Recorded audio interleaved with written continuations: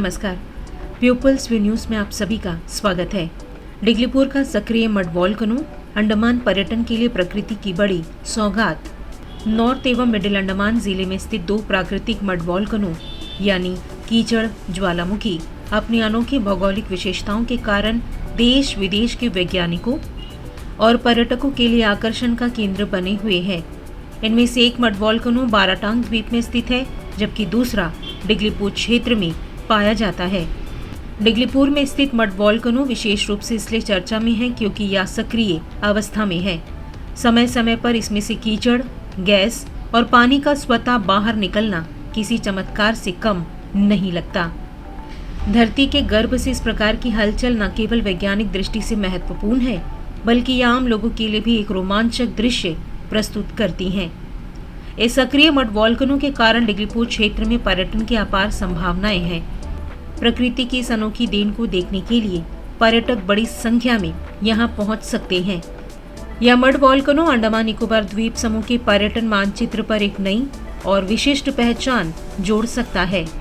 विशेषज्ञों का मानना है कि यदि सुरक्षा मानकों और पर्यावरण संरक्षण को ध्यान में रखते हुए इस क्षेत्र को विकसित किया जाए तो डिगलीपुर का यह सक्रिय मड वॉल्केनो पर्यटकों के लिए एक बड़ी सौगात साबित हो सकता है। इससे न केवल पर्यटन को बढ़ावा मिलेगा, बल्कि स्थानीय लोगों के लिए रोजगार के नए अवसर भी सृजित होंगे। प्राकृतिक चमत्कारों से भरपूर अंडमान की धरती पर डिगलीपुर का यह सक्रिय मड वॉल्केनो वास्तव में एक अनमोल धरोहर है, जो प्रकृति की अद्भुत शक्ति और सौंदर्य को दर्शाता है। हमारा नॉर्थ एंड मिडिल अंडमान में दो वॉल्केनोज है, मड वॉल्केनोज, जिसमें से एक बाराटांग में है और एक श्यामनगर डिगलीपुर में है, जिसको कल सुबह लगभग एक 8-9 बजे के आसपास में ये एक्टिव हो गया था। एंड देन उसको देखने के लिए हम लोग north and middle Andaman chamber of commerce से हम लोग यहाँ पे विज़िट के लिए आए हैं। एंड ये आके एक्टिव है और इस बारे में ये कल ही एक्टिव हुआ है। अभी से जैसे ही ये सोशल मीडिया में पॉपुलर हुआ तो काफ़ी सारे गेस्ट हैं जो कि इसके बारे में बात करने लगे, बोलने लगे। ये एक डेस्टिनेशन है, जो डेस्टिनेशन के बारे में ऑलरेडी एक ऑर्गेनाइजेशन हमने फॉर्म किया था, डार्टेड करके, जो कि टूरिज़्म का एक ऑर्गेनाइजेशन था, जिसके लिए हमने उस टाइम में 2013 में यहाँ में बोर्ड्स लगाए, साइन बोर्ड्स लगाए। और यहाँ से अब आगे जाएंगे तो वहाँ पे भी आपको और भी वॉल्केनोज मिलेंगे, जिसको हम लोग एरो मार्क करके हम लोग उस टाइम में एनमार्क किए थे और इस चीज़ के लिए हम लोग बंजी भी काटे थे। उसके बाद में फॉरेस्ट डिपार्टमेंट धीरे धीरे उन्होंने उनका अपना मदद से इन्होंने यहाँ पे हट बनाया। एंड देन यहाँ पे अब देखें तो उसका एक बेनिफिट ये हो गया कि लोग आके यहाँ में बैठ सकते हैं। ये जो मड वॉल्केनो है, अभी हम आके जैसे ही देखें तो ये एक्टिव है। ये काफ़ी, ये कल रात को जो निकला है उसमें कम से कम एक 700 से 800 स्क्वायर मीटर एरिया को घेरा हुआ है ये मड निकल के। अब यहाँ पे आप सुन सकते हैं कि यहाँ में गैस निकलने का आवाज़ भी आ रहा है।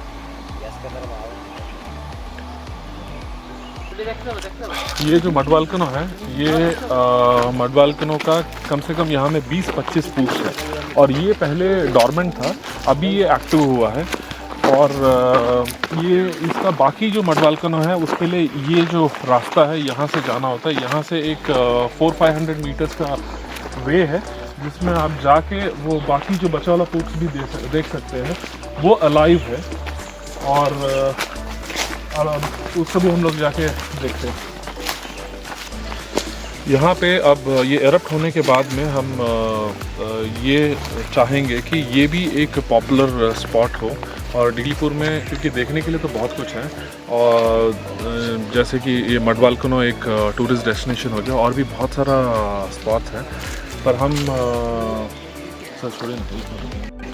हम लोग 2012-13 के आसपास में एक डार्टेड करके एक ऑर्गेनाइजेशन हम लोग फॉर्म किए थे, जिसमें हम लोगों ने ITF में भी पार्टिसिपेट किया, एक स्टॉल लिए और यही मड वॉल्केनो और सैडल पीक हो गया, अल्फ्रेड केव्स हो गया और बहुत सारे ऐसे टूरिस्ट डेस्टिनेशन जो कि हमारे नॉर्थ एंड मिडिल अंडमान में है, उसके बारे में हमने जागरूक किया था, जिस वजह से धीरे धीरे लोग आने लग गए थे। फिर अब मैं ये चाहूँगा कि जबकि ये आके एक्टिव हो गया है, अब ये टूरिस्ट यहाँ पे भी नॉर्थ अंडमान की तरफ में भी आने लगे और ये भी एक प्राइम टूरिस्ट डेस्टिनेशन बने, ताकि लोगों को लगे कि ये जो ये जो नेचर का जितना भी हम लोग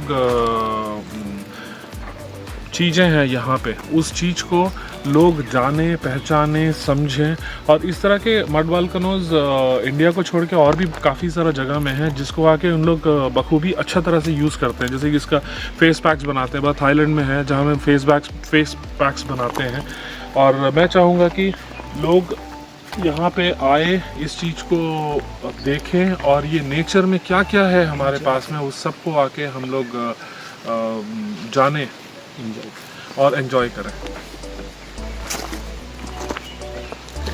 पता नहीं सर, जैसे कि आप देख पा रहे हैं, ये कम से कम एक 500-600 मीटर का एरिया को लेके, और कम से कम एक 4 से 5 फीट हाइट तक आके ये मड एरप्ट हुआ है। और ये अब तो लगभग धूप के कारण हल्का से सूखा लग रहा है, पर अदर देन दैट आप अभी भी इसमें आके, अगर मैं दिखाता हूँ एक छोटा सा एक पत्थर लेके, अगर हल्का से भी इसमें पैर रखेंगे तो ये कम्प्लीटली अंदर चला जाएगा। देखें, कम्प्लीटली अंदर चला जाएगा। हम लोग डार्टेड यानी Diglipur association for rural tourism and ecological development, ये एक ऑर्गेनाइजेशन है, इसकी तरफ से, और northern middle Andaman chamber of commerce की तरफ से भी हम लोग सबसे सारे जो लोग इधर विज़िट करेंगे उनसे ये अनुरोध है, क्योंकि अब टूरिस्ट आने लगेंगे यहाँ पे। अब जब आने लगेंगे तो हम लोग ये रिक्वेस्ट करेंगे कि लोकल हो, टूरिस्ट हो, कोई भी यहाँ से जो भी पूप है वो पूप में बिल्कुल कोई डंडा ना डालें, कोई तरह का पत्थर ना फेंकें, ताकि वो बंद हो। और एक और भी बात हम कहना चाहेंगे कि कोई भी इस चीज़ को हार्ड है सोच के इसके अंदर चले ना जाए, नहीं उसे फंस जाएंगे। बहुत ही सॉफ्ट है और इसके अंदर में आप धंसने का पूरा चांसेस है। अगर आप किसी के साथ में आ रहे हैं तो तब भी आप बच जाओगे, नहीं होने से, अकेला होने से आप एकदम ही फंस जाओगे। तो इसीलिए प्लीज़ कोई ट्राई ना करें, और ये ध्यान रखें कि ये हमारा टूरिज़्म से हमारा बहुत सारा एम्प्लॉयमेंट बढ़ेगा और यहाँ के लोगों को भी काफ़ी फ़ायदा होगा। तो इसीलिए इसको रिस्पेक्ट करते हुए कोई भी, जैसे हमने पहले कहा था, कि बिल्कुल कोई भी डंडा ना डाले, ना ही कोई पत्थर फेंके, जिससे कि वो पूप बंद हो। Thank you. सच्ची और तेज़ खबरों के लिए हमारे साथ बने रहें। वीडियो को लाइक करें, चैनल सब्सक्राइब करें और खबर को शेयर करना ना भूलें। धन्यवाद।